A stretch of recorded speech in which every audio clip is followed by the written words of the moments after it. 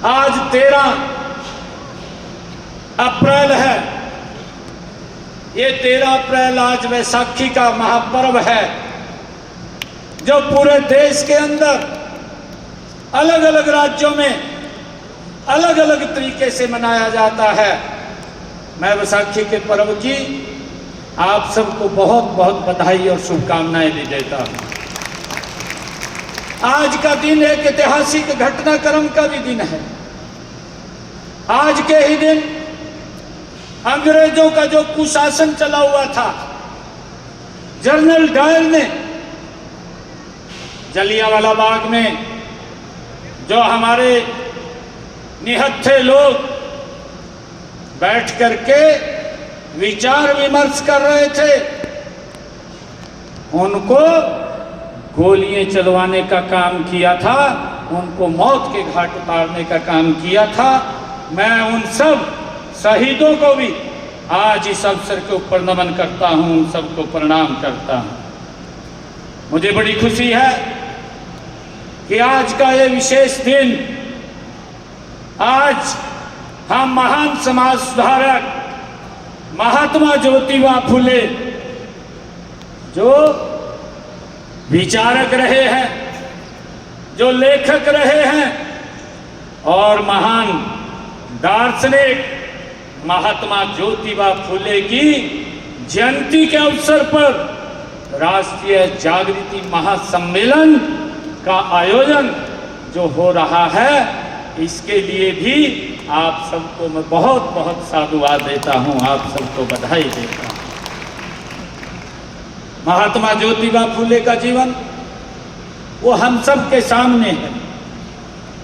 उन्होंने, महात्मा ज्योतिबा फुले ने उस समय देश और समाज को जगाने का काम किया था, जब भारत माता ये गुलामी की बेड़ियों में जकड़ी हुई थी, हम सब जानते हैं। उन्होंने अपना संपूर्ण जीवन भारत माता की गुलामी की जंजीरों को काटने और समाज में फैली हुई कुरीतियों का उस समय में डट करके विरोध किया। चाहे वो विधवा विवाह था, उसका उन्होंने समर्थन करने का काम किया है। महिलाओं को शिक्षा का अधिकार दिलाने का काम, छुआछूत को खत्म करने का काम और समाज को सशक्त और मजबूत बनाने का काम महात्मा ज्योतिबा फुले ने किया है। आज हम एकत्र हुए। मैं राष्ट्रीय सैनिक सेवा समाज के तमाम पदाधिकारियों का दिल से धन्यवाद करता हूं कि उन्होंने ऐसे महान व्यक्तित्व की जयंती के अवसर पर हम सबको एकत्र करने का काम किया है। ऐसे महापुरुष को याद करते हुए राष्ट्रीय जागृति महासम्मेलन का आयोजन करना और उनके प्रति चर्चा और उनके प्रति सच्ची श्रद्धांजलि, भाइयों, उन्होंने अपने विचारों, संघर्षों और कर्मों से सामाजिक परिवर्तन करने का काम महात्मा ज्योतिबा फुले ने किया है। मुझे खुशी है कि महात्मा ज्योतिबा फुले न केवल एक महान समाज सुधारक थे, बल्कि एक ऐसे दृष्टा भी थे जिन्होंने समाज की गहराई में फैले अन्याय और भेदभाव को न केवल पहचाना, बल्कि उसके विरुद्ध आजीवन संघर्ष भी करके उसको समाप्त करने का काम वो महात्मा ज्योतिबा फुले ने किया है। मुझे ये भी खुशी है कि उन्होंने बालिकाओं की शिक्षा, विधवा विवाह, दलित उत्थान और शोषण के विरुद्ध आवाज उठाई है। उस दौर में जब ये बातें सोचना भी कठिन था, उनका कहना था, महात्मा ज्योतिबा फुले बोलते थे कि शिक्षा ही व्यक्ति और समाज का उत्थान कर सकती है। ये महात्मा ज्योतिबा फुले का विचार है। और मैं आप लोगों से आज इस मौके के ऊपर एक अपील भी करना चाहूँगा कि हम सब संकल्प लेकर के ऐसे अवसरों के ऊपर हमें शिक्षा के अंदर आगे बढ़ना चाहिए, जो हमारे पूर्वजों ने लगातार शिक्षा में अग्रणी भूमिका में आकर के काम किया है।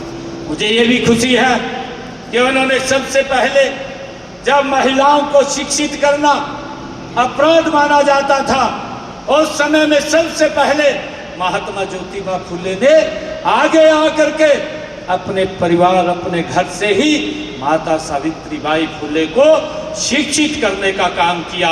शिक्षित करने का ही काम नहीं किया, देश के अंदर सबसे पहले महिला विद्यालय खोलने का काम भी अगर किसी ने किया है तो महात्मा ज्योतिबा फुले ने किया है। भाइयों, उनका सपना था कि एक समता पर आधारित समाज, जहां हर व्यक्ति को गरिमा और सम्मान अवसर प्राप्त हो, ये महात्मा ज्योतिबा फुले की सोच थी। आज जब अखिल भारतीय सैनिक सेवा समाज महात्मा ज्योतिबा फुले की जयंती पर राष्ट्रीय जागृति महासम्मेलन का आयोजन कर रहा है, तो यह उनके प्रति सच्ची श्रद्धांजलि उनको होगी। मैं इनका दिल से धन्यवाद करता हूँ। यह एक संकल्प है, हम उनके अधूरे कार्यों को पूरा करेंगे। समाज में समरसता और समता का निर्माण हम करेंगे। आज ये संकल्प लेकर के हम यहाँ से जाएंगे। मुझे खुशी है कि आपकी संस्था राष्ट्र व समाज के उत्थान और कल्याण के लिए विभिन्न प्रकल्प भी चला रही है। आप जरूरतमंद बच्चों को पढ़ाई, पर्यावरण संरक्षण के लिए पौधारोपण जैसे अभियान चला रहे हैं। और मैं ये भी कहना चाहूँगा कि ऐसे अवसरों के ऊपर हमें समाज के अंदर जो कुरीतियाँ हैं उनके खिलाफ भी अपनी आवाज़ को बुलंद करना चाहिए। हमें ऐसे अवसरों को ये भी संकल्प लेना चाहिए कि मृत्यु भोज और दहेज प्रथा जैसी सामाजिक कुरीतियों को भी के खिलाफ जन चेतना का अभियान मिलकर के हमने चलाना चाहिए।